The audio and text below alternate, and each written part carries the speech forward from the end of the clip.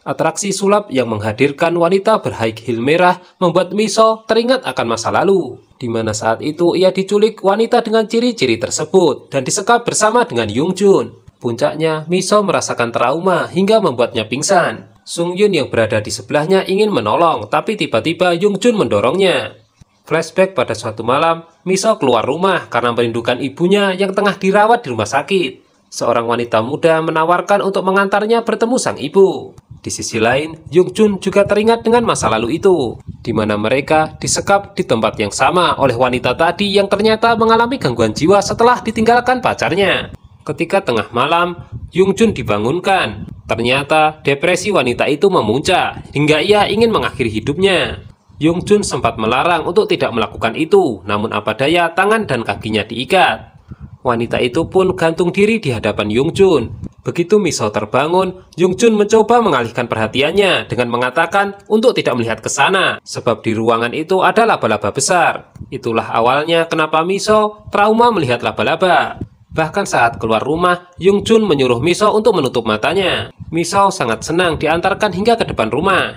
Miso berkata jika orang tuanya berpesan jika suatu saat nanti ia harus menikah dengan pria kaya. Yungjun mengaku jika ayahnya kaya. Itulah sebabnya Miso menyuruhnya berjanji jika kelak mereka akan menikah. Setelah itu, Yungjun berlari dan pingsan di depan kantor polisi. Yungjun memiliki nama kecil yang diberikan oleh orang tuanya yaitu Sunghyun. Semenjak kejadian itu, ia mengalami trauma yang sangat hebat. Begitu ia dewasa, ia bertemu lagi dengan Miso. Itulah alasannya ia menerimanya bekerja. Namun karena Miso tidak mengenalnya, Yungjun bersikap seolah tidak tahu apa-apa. Selama di perusahaan, Miso harus beradaptasi dengan lingkungan yang sulit. Berhubung Yungjun yang merekomendasikannya, ia pun bertanggung jawab untuk membimbingnya sedikit demi sedikit. Tapi pada kenyataannya, Miso sendiri adalah tipe orang pekerja keras. Beberapa bahasa asing pun ia pelajari agar bisa mengimbangi bosnya. Bahkan beberapa hari, Miso terlihat sampai ketiduran di kantor. Yungjun diam-diam menghargai kerja keras Miso. Tanpa sepengetahuan gadis itu, ia membantunya. Pencapaian dari Miso membuat Yungjun ingin mengapresiasinya dengan memberikan beberapa hadiah. Namun setelah 9 tahun berlalu, mereka sudah merasakan nyaman. Tapi tiba-tiba Miso mengajukan pengunduran diri, itu yang membuat Yungjun jadi tidak rela. Sungyun muncul di hadapan Yungjun, menanyakan kenapa selama ini ia berbohong jika ingatannya hilang. Sungyun mengetahui semuanya karena ibunya yang telah menceritakan. Setelah Miso sadar, ia pun menanyakan hal yang sama kepada Yungjun.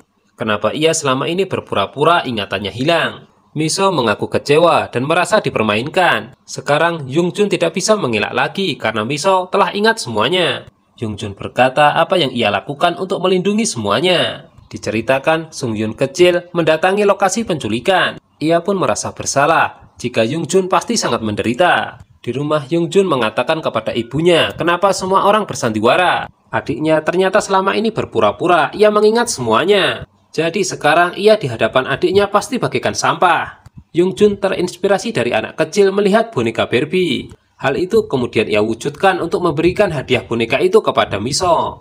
Mereka kini berdamai. Mereka sepakat untuk melupakan kejadian yang mengerikan di masa lalu. Tapi mengenai janji mereka yang akan menikah kelak dewasa, mereka sedang mengusahakannya.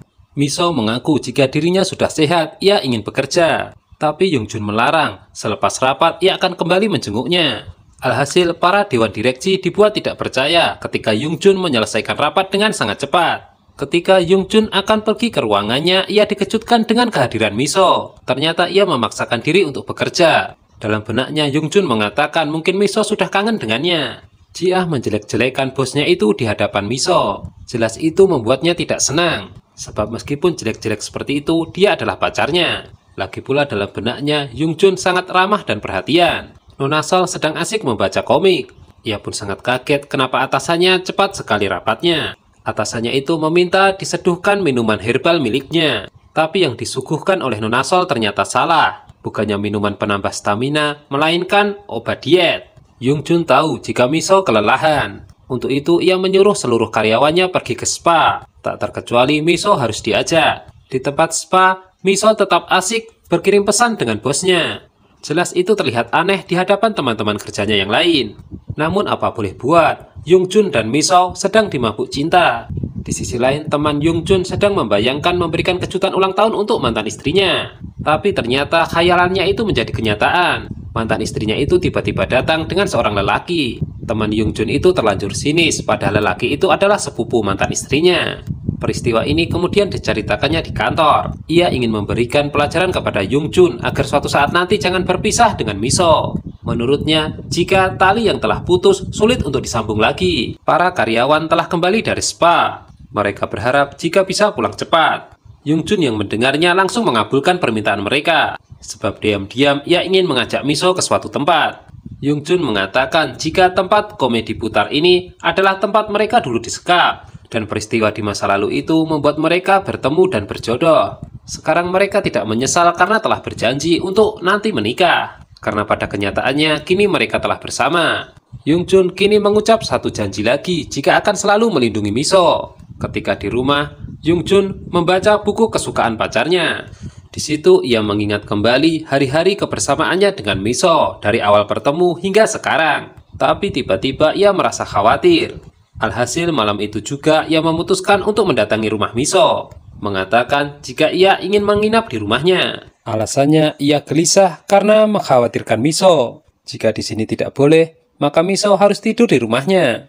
Diberi pilihan sulit seperti itu, Miso akhirnya menurut. Tapi ia masih bingung bagaimana bosnya itu bisa menyesuaikan diri. Ternyata Yongjun menerapkan segala sesuatu yang ia lakukan di rumahnya. Di antaranya merendam kakinya dengan sabun agar lebih rileks. Setelah itu Miso masih bingung bagaimana mereka tidur.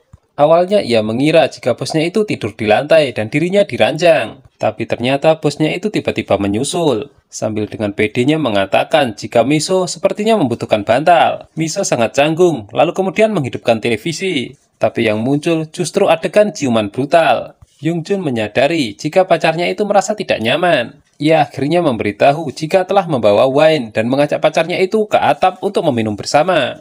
Dari bawah, seorang ibu-ibu berteriak meminta sebuah mobil dipindahkan. Melihat mobilnya yang bagus, ibu-ibu itu justru menyarankan Yongjun untuk bergaya sesuai kemampuannya. Ia menyentuhkan anaknya yang bekerja di Yum Group.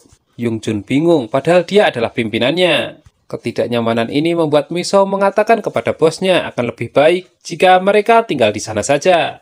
Namun yang terjadi tidak jauh berbeda. Rumah Yongjun terlalu besar, ia tetap merasa mengkhawatirkan Miso. Alhasil Yongjun menyusul Miso dan tidur di sampingnya. Yongjun mulai bercerita mengenai masa kecilnya, namun ia melihat Miso telah tertidur. Kesempatan ini kemudian digunakan Yongjun untuk menatap wajah pacarnya lalu mencium keningnya.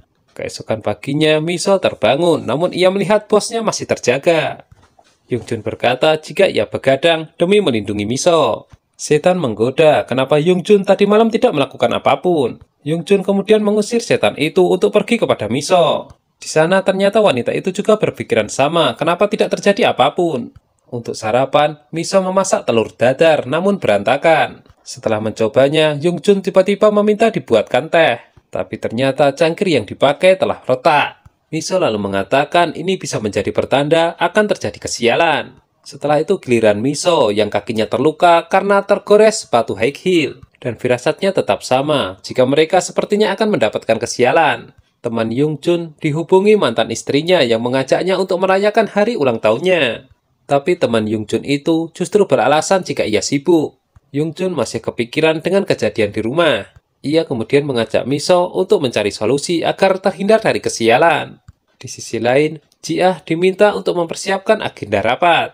Ketika akan memfotokopi, ia salah memencet tombol hingga membuat kertasnya rusak.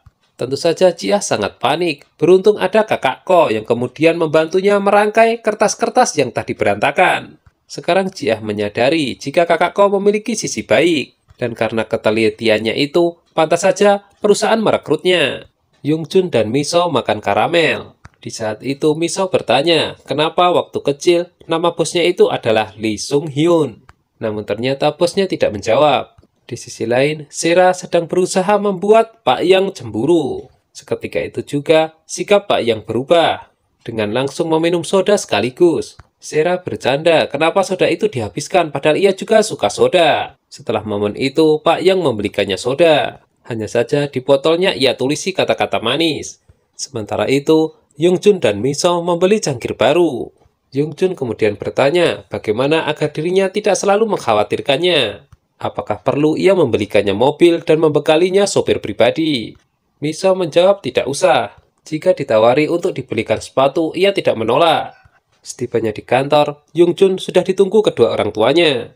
Mereka minta diceritakan secara detail kejadian di masa lalu. Yongjun memulai kisahnya ketika kakaknya mengajaknya mencari sebuah taman. Setelah berkeliling, mereka pun tidak menemukannya dan justru kehausan. Songyun menyuruh Yongjun untuk menunggu di tempat itu. Nah, tak lama dari itu, Yongjun dihampiri wanita muda psikopat. Yongjun diberi minuman atas jasanya mengangkat barang. Di sisi lain, Songyun menyuruh asisten rumah tangganya untuk memindahkan barang-barangnya ke kamar Yongjun. Ternyata semenjak kejadian penculikan, Songyun menggunakan kamar Yongjun. Diceritakan ketika itu, Songyun sebenarnya merasa bersalah, tapi orang tuanya justru mengurungnya selama 3 hari. Nah, setelah itu sikapnya berubah menjadi agresif. Beberapa kali ia menyerang Yongjun tanpa sebab. Setelah diperiksa, dokter menyarankan agar Songyun dibawa ke rumah sakit jiwa. Yongjun mendengar percakapan orang tuanya mengenai masalah ini. Sejak saat itulah ia memutuskan untuk berpura-pura lupa ingatan, dengan harapan kakaknya itu tidak selalu disalahkan. Semenjak itulah, kemudian ingatan keduanya seperti tertukar. Ibunya sendiri yang mendoktrin jika ingatan Songyun yang benar. Ayah dan ibu Yongjun kemudian meminta maaf. Semua ini adalah kesalahan mereka, tapi Yongjun yang harus menanggungnya. Sebelum pulang, ibu Yongjun berpesan kepada Miso untuk selalu menjaga putranya. Tapi masih ada satu hal yang mengganjal di hati Yongjun. Ibunya mengatakan jika Songyun ingin kembali ke Prancis dan tidak akan pernah kembali. Songyun berkata kepada Yongjun, pasti sekarang ia terlihat lemah.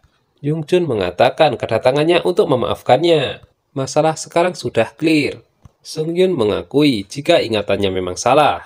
Untuk itu ia pun meminta maaf. Seharusnya masalah ini tidak perlu terlalu panjang. Hanya karena Yongjun berpura-pura lupa ingatan. Yongjun meminta maaf. Ia mengatakan jika hanya ingin melindungi semuanya. Di luar, Yongjun sudah ditunggu Miso. Malam harinya, sesuai kesepakatan, Miso masih tinggal bersama Yongjun. Bosnya itu mengaku lega telah berkata jujur tentang apa yang ia sembunyikan. Dan sekarang saatnya ia jujur pada hatinya, yaitu mencintai Miso. Nah, itu dia untuk episode kali ini. Jangan lupa tonton kelanjutannya hanya di Mail Channel ya. Terima kasih.